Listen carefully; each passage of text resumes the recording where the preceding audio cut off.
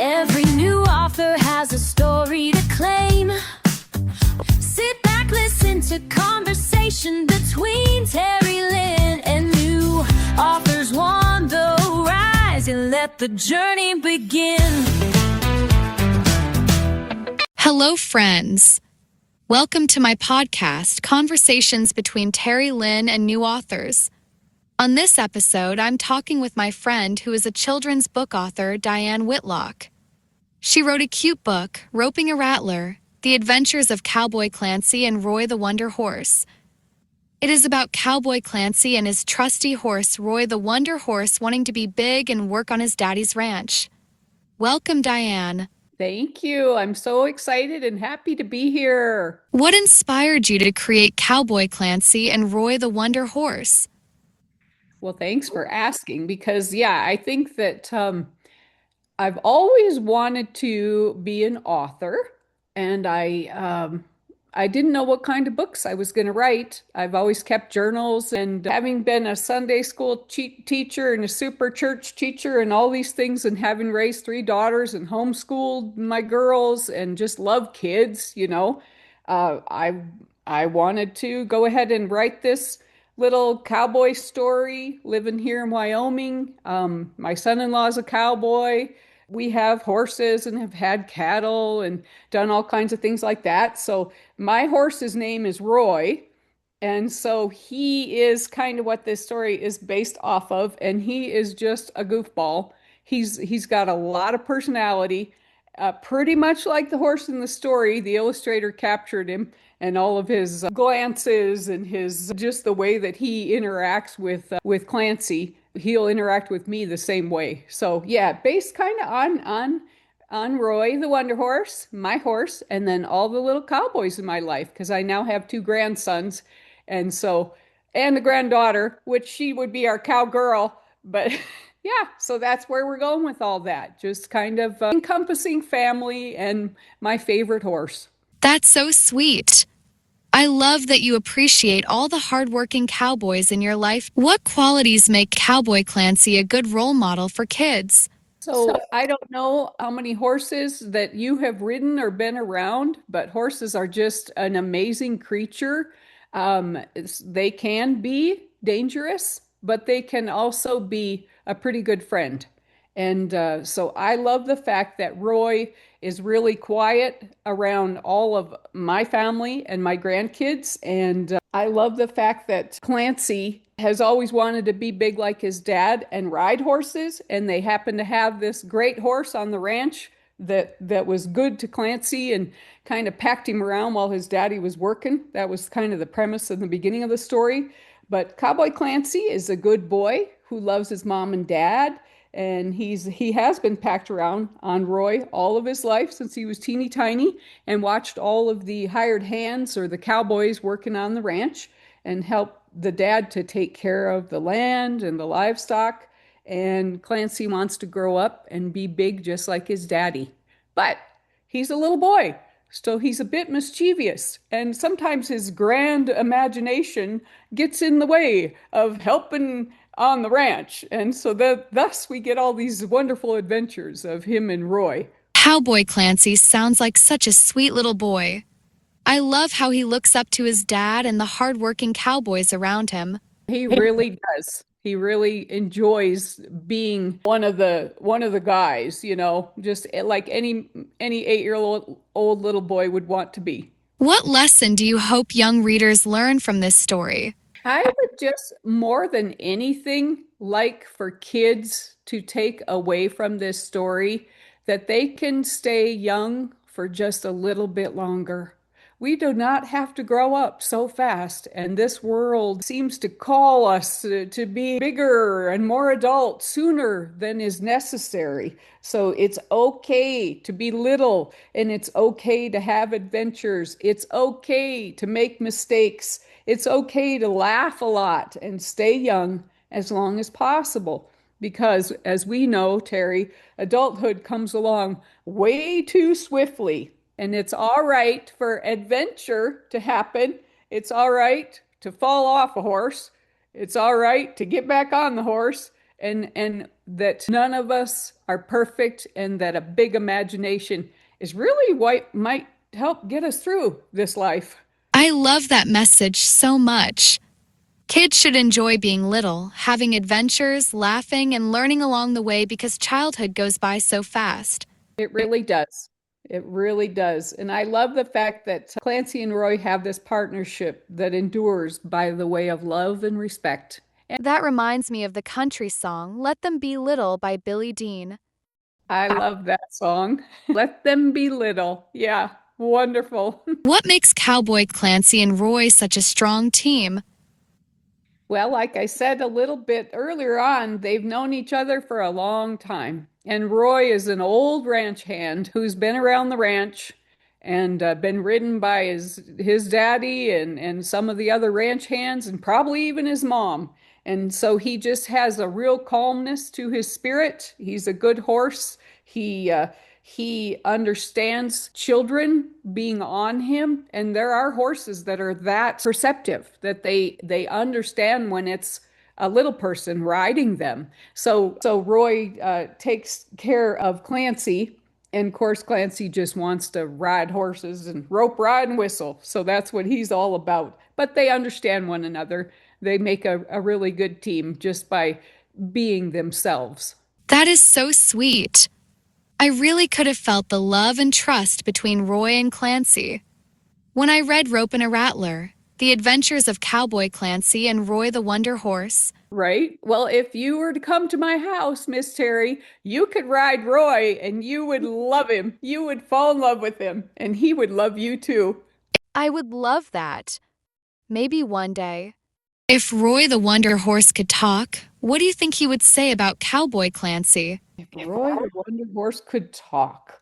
Well, Roy the Wonder Horse does talk. He's got a lot of expressions in real life out in the barnyard. Every morning when I go out to feed my chickens, he comes to the gate and he taps his hoof up on the gate and he's like, "It's time for a treat, Diane." And when I go to ride him or saddle him or even just take him for a walk down the lane, he shows his appreciation just by being sweet and calm. He loves to be scratched behind the ears. So there's a lot of ways that Roy communicates. But what he would say about Clancy is that he would tell you Clancy admires his daddy. He wants to grow up and be just like him. And Roy would tell you that they think a lot alike and that Roy is trying really hard to be brave too. I love that. Roy and Clancy sound like the perfect team, both brave, hardworking, and always looking out for each other. Yep, that's what they do. Yep. What was the most fun scene to write in Rope and a Rattler? So I think for me, I like the part where Roy runs in wobbly circles after Clancy has fallen off, after the rope is landed over the snake's neck. And when Roy kind of takes off running, it's almost like he's showing off a little bit, but really he's actually not. He's genuinely like, "Yikes! What's on the end of this rope?"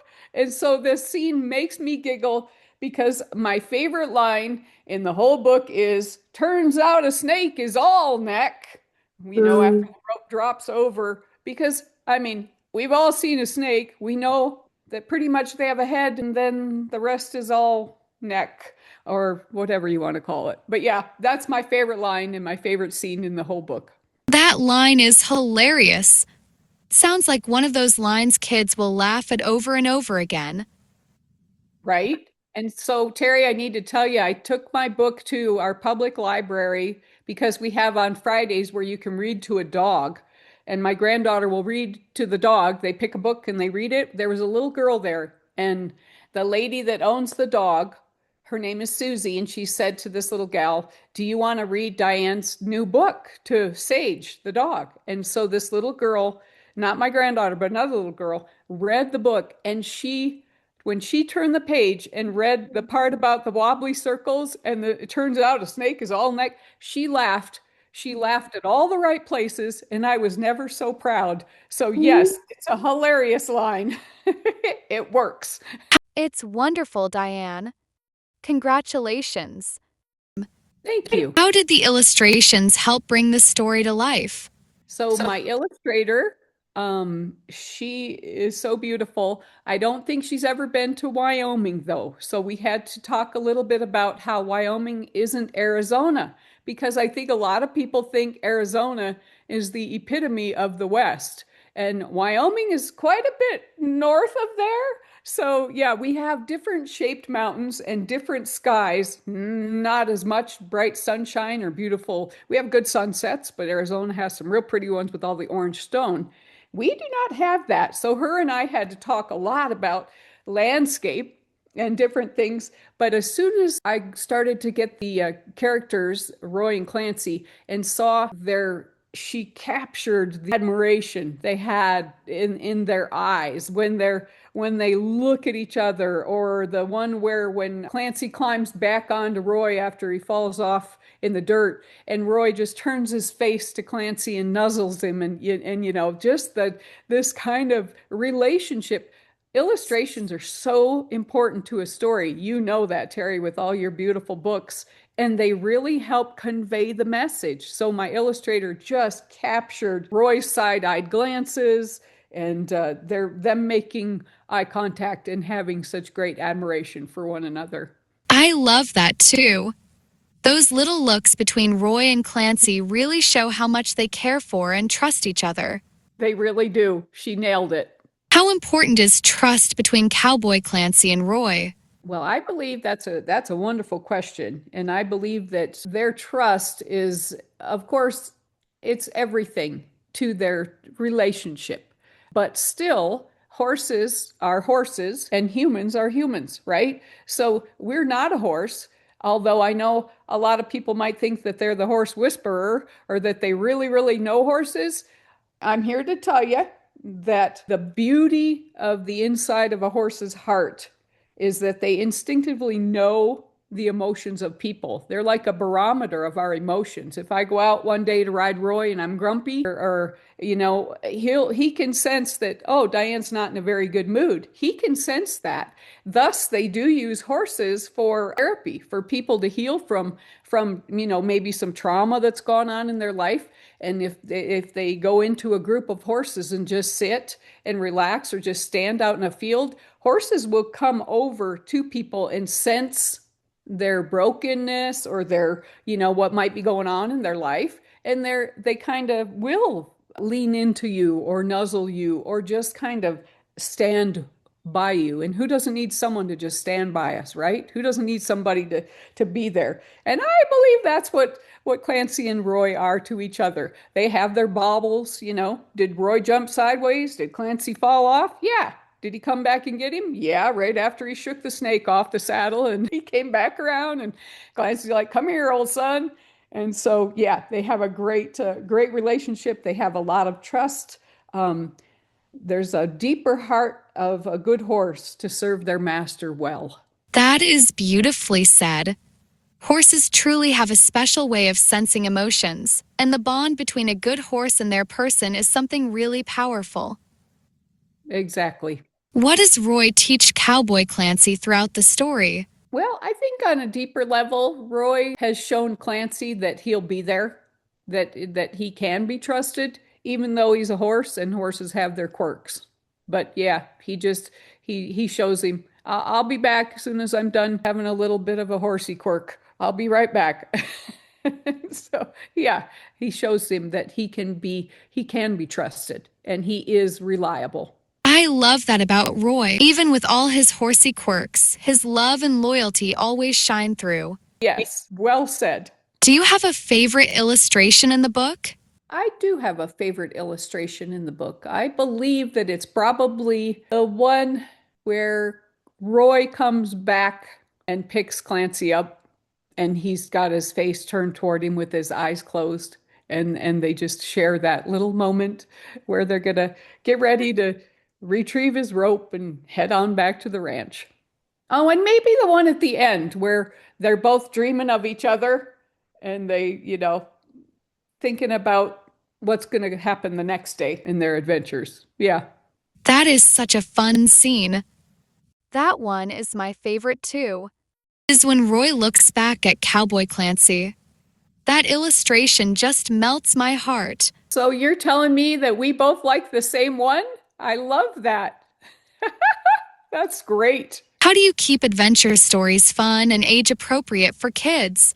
Well, with a whole lot of hope and prayer that kids will identify with Clancy's being mischievous, even though he tries to obey his parents the best that he can. I think kids will really relate to Clancy.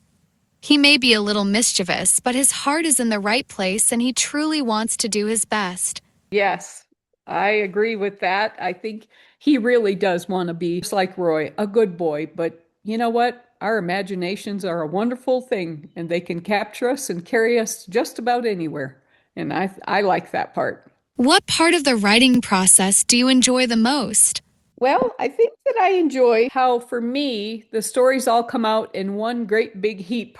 And then at first, and then I have to go back through and sort them like cattle in a pen. I have to say, this thought has to go here. This thought has to go over in this pen. That thought has to come back over here and start again. And just kind of that rearranging of all of the tangle of the storytelling and then being able to put it back out there and draft after draft and have it make better sense for my readers. I love that comparison. Writing really can feel like sorting cattle in a pen, messy at first, but everything starts coming together with a little patience. Exactly. And sometimes you get some stubborn thoughts or words or a steer that doesn't want to go into the pen that you need to put it in. Right? So that we have to ask our friends at critique group, how do I do this? What was the most fun scene to write in Roping a Rattler? Well, I don't know the most fun scene. I think that I enjoyed the opening scene because of the line, Cowboy Clancy's eyes sparkled like the pearl snaps on the shirt his mama made him. And to me, there's this beautiful little boy racing across the barnyard with his beautiful shirt that his mom made.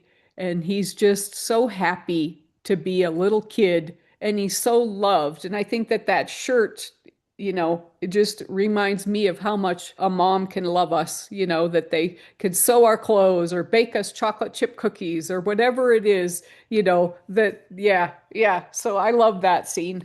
That is such a strong opening line. It instantly paints a picture of Clancy and gives the story so much warmth and charm. Thank you. Are you planning more adventures for Cowboy Clancy and Roy? Oh, yes, I've got two more stories in the works. The next one involves a Sunday morning swim before church and a wet cowboy and cowpony sliding to a stop at the altar when they elect to take themselves to church that morning rather than Clancy obeying his mom and going back into the house to get fixed up and cleaned up. So it's going to be hilarious. Sounds absolutely adorable and hilarious. I can already picture it. Good. Where can people find you online and follow your journey? Yes, thank you for asking. I have a website, dianecwhitlock.com, and also they can find me on Facebook and Instagram at Diane C. Whitlock. And so, yeah, I invite everybody to come and follow me. And I do put out a monthly newsletter. My book is available now. Thank you, Diane, for your information. I will put your website, email address, and social media handlers in this episode's notes below. Great. Thank you so much. Is it anything else you want people to know about you? I would like people to know just how much I love children. And I just think to reiterate what was spoken earlier on, in a world that coaxes kids to grow up too quickly, I want to encourage kids to go outside and play and stay young just a little bit longer. Life's a great adventure to be lived, and I would like kids to saddle up any way they see fit and go blaze that trail. I love that message so much. Kids need more encouragement to slow down, use their imaginations, go on adventures, and enjoy being little while they can. Saddle up and blaze that trail is such a fun and inspiring way to say it. Thank you. Yeah, I think that that's how all of life should be approached right there.